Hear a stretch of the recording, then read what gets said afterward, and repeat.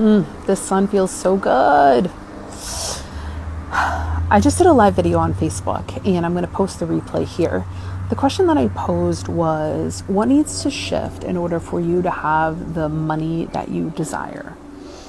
And so I went on to talk about how, like, if you're taking the actions, if you've got the, structures in place, if you're doing, the inner work or the belief work, or you're journaling and your gratitude and affirmations and it's still not working, there's a reason why. And that's because there is an inner aspect of you that is driving the bus, that has a greater hold on your energy and your consciousness, that is like making these choices and decisions for you from a space of safety, survival, like a trauma response, some behavior mechanism that you learned. And so when you get to the core of that, that's when everything can shift. So a little bit more about these aspects.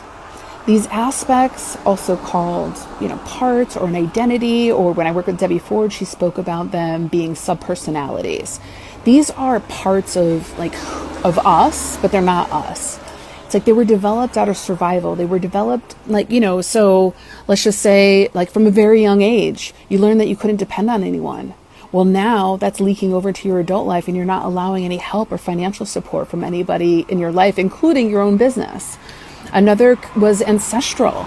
These patterns are passed down. These aspects and the patterns that they hold are passed down through our ancestral line. I had a client where we did a session last week, and for the 27 years that she's been doing her healing work, she hadn't been able to identify this pattern that went back to her grandmother's grandmother. And once I showed it to her, it all made sense. So, survival, child. Some other ways that these aspects materialize or show up in your life is that, like, you'll keep yourself small. You'll, hold back your voice. You won't put your work out into the world, right? You'll keep yourself at a steady level because either, you're afraid to be seen. You learned that you were too much, so you've learned to dampen yourself down or hide yourself out. And so it's going to come to a point where these mechanisms and behaviors and aspects are actually getting in the way of what you really want.